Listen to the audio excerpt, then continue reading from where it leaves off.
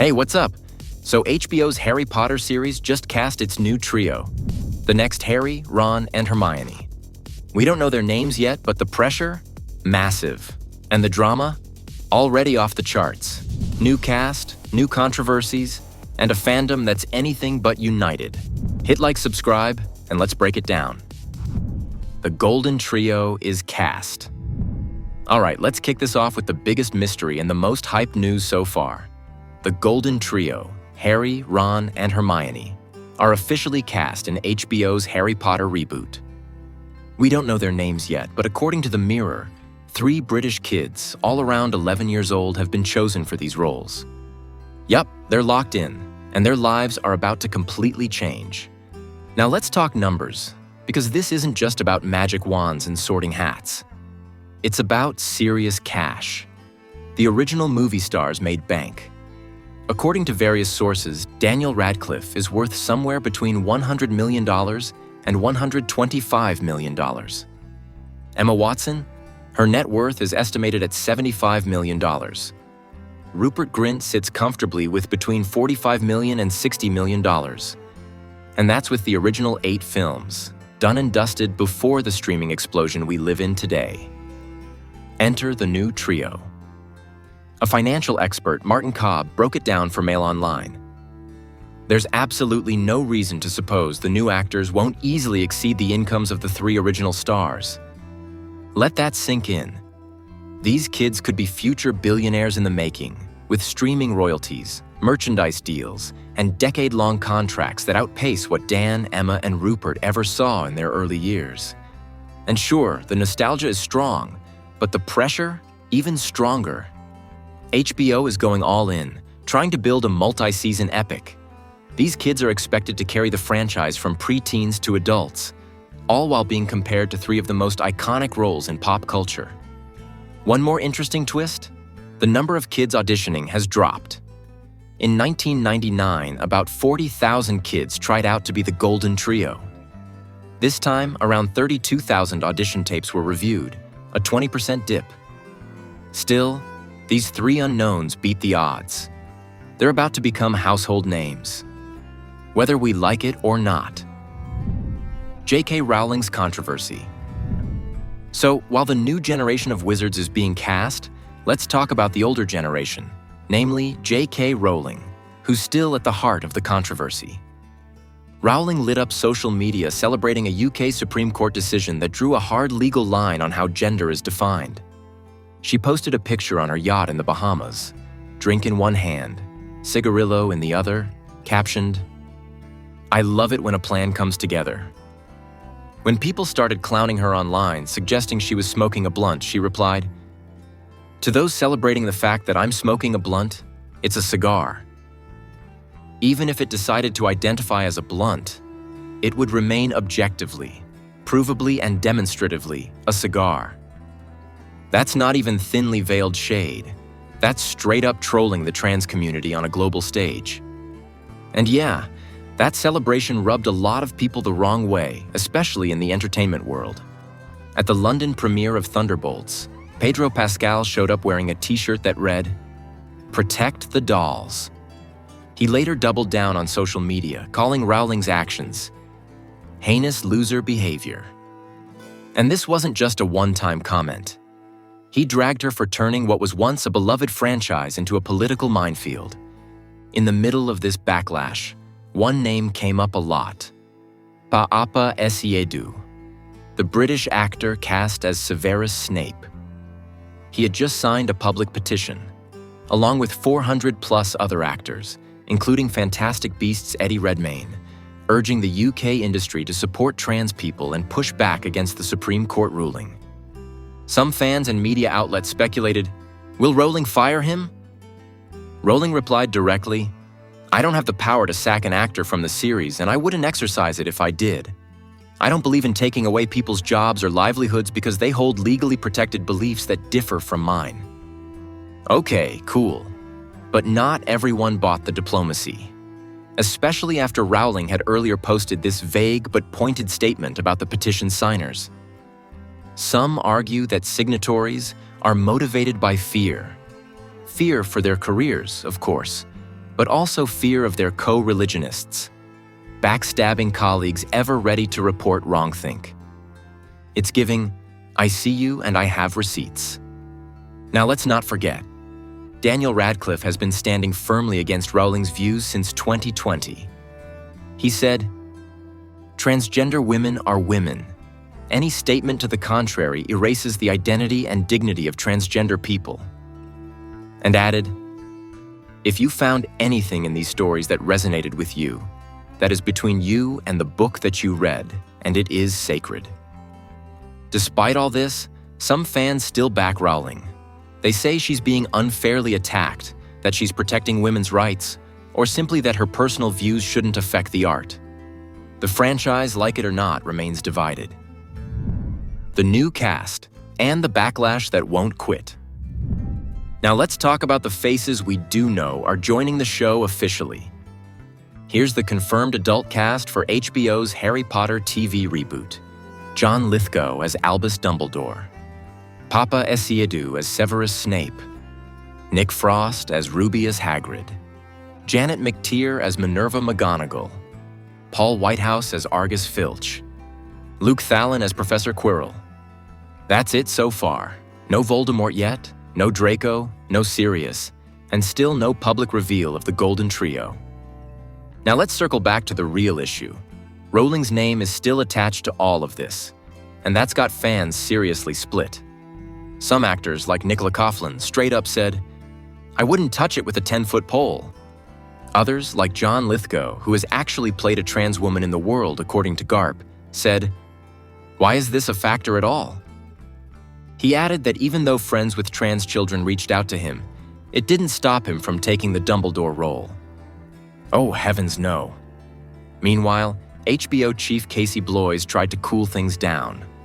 On the Town podcast, he said, "The decision to be in business with J.K. Rowling is not new for us. We've been in business for 25 years. He continued, "It's pretty clear that those are her personal political views. Harry Potter is not secretly being infused with anything. If you want to debate her, you can go on Twitter. In other words, we're not touching this mess. We're just here to make good TV." But that hasn't stopped the backlash. The boycott campaigns are real. There's a vocal chunk of the fan base saying they won't watch the show or spend a dime on it because Rowling profits. On the other side, people who are just excited for a more faithful adaptation of the books. Some fans argue, no one is taking away the books. No one is taking away the movies. This is supposed to be faithful to the books with Rowling's backing. Very excited. Others, not so much. Give us Origins of Hogwarts, The Marauders, Tom Riddle. Nobody wanted this. So yeah, even before a single frame has been shot, this reboot is already one of the most divisive shows in recent memory. Tom Felton returns. All right, let's shift gears for a second. Amidst all the casting news, drama, and controversy, one name from the original Harry Potter films has snuck back into the conversation. Tom Felton, aka the OG Draco Malfoy. Now before you get excited, no, he's not reprising his role or stepping back into Slytherin robes. In fact, Warner Brothers made it pretty clear they don't want any of the original film cast to appear in the new series. They're trying to keep this TV reboot fully separate from the movies. New faces, new interpretations, new magic. But Felton might be the exception to the rule. Behind the scenes. According to the Daily Mail, Felton is reportedly involved in the HBO adaptation in a quiet, off-camera role. He's not acting in it, but an insider claims the producers want to keep the television series separate from the original movies. Still, they also want him to contribute, perhaps as a creative consultant or mentor figure. Especially since he has a deep affection for the franchise and has always stayed close to the world of Hogwarts. From fan events to Harry Potter store launches to Slytherin shoutouts. And here's the kicker. Unlike Daniel Radcliffe, Emma Watson, and Rupert Grint, who have all publicly distanced themselves from J.K. Rowling over her controversial comments, Felton never publicly picked a side. He didn't condemn her, but he didn't jump in to defend her either. Instead, he played it neutral, and that might have kept the door open for this behind-the-scenes role. A source close to the production even said, "Everyone knows that Tom has Jo's blessing." While others turned their backs on her, he treated her with dignity even if he disagreed with her. That comment carries a lot of weight, especially now when Rowling is at the center of constant firestorms.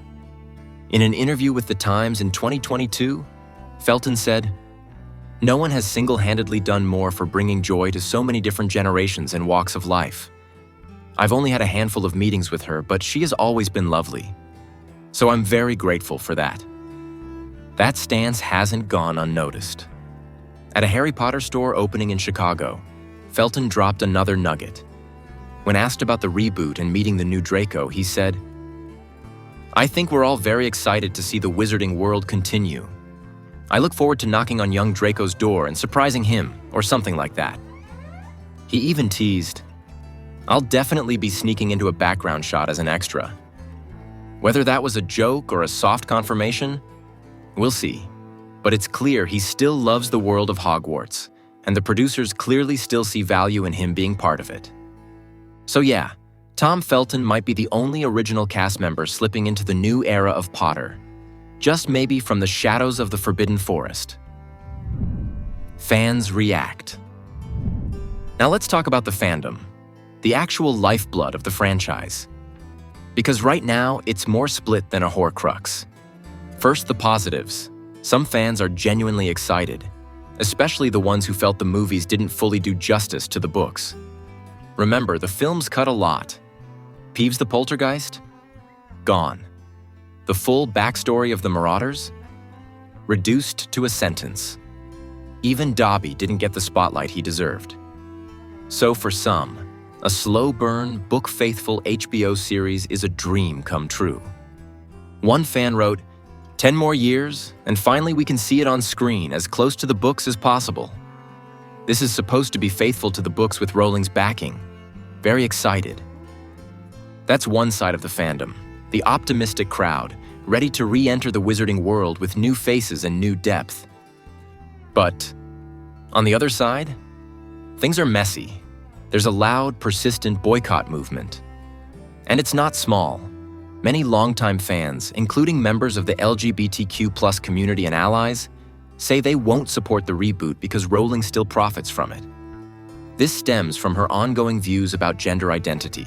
Even organizations like Wizarding News wrote, "Any new Harry Potter TV show made with or by J.K. Rowling will be met with loud and constant protest." These aren't empty words. This is a major section of the fanbase drawing a line in the sand. The response from Rowling? Not a backtrack, not an apology. Instead, she clapped back, "Dreadful news. Activists are trying to organize yet another boycott. I've taken the precaution of laying in a large stock of champagne." She's leaning into the controversy, not away from it. But some fans argue that Rowling's politics shouldn't affect the story. They see the show as its own thing, a reboot of beloved material, not a political statement. Still, others say you can't separate the art from the artist, especially when the artist is this vocal, this powerful, and this wealthy, and still an executive producer on the series. It's become more than just a TV show. It's a cultural fault line. Some want to watch for nostalgia, others are watching to protest, and others? They're tuning out altogether. So yeah, this isn't just about wands, robes, and Quidditch anymore. This reboot is launching under a storm cloud of conflict, and that may define it just as much as the casting, the writing, or the magic. Final thoughts. So here's where we're at. HBO has its core cast, including the new Golden Trio, names still under wraps, while big names like John Lithgow and Papa Essiedu are leading the adult lineup. Tom Felton might be slipping in behind the scenes, but the real noise is coming from the backlash. Rowling's celebration tweets, Pedro Pascal's response, and calls to boycott are dividing the fandom. Hard. Some are hyped for a faithful book adaptation. Others are done with the franchise entirely. And a bunch of people are just watching it all unfold like a live soap opera. What about you? Are you watching this for the story, avoiding it out of principle, or just here for the meltdown? Drop your thoughts in the comments. Like the video if you made it this far, and hit subscribe for more updates on this chaotic remake.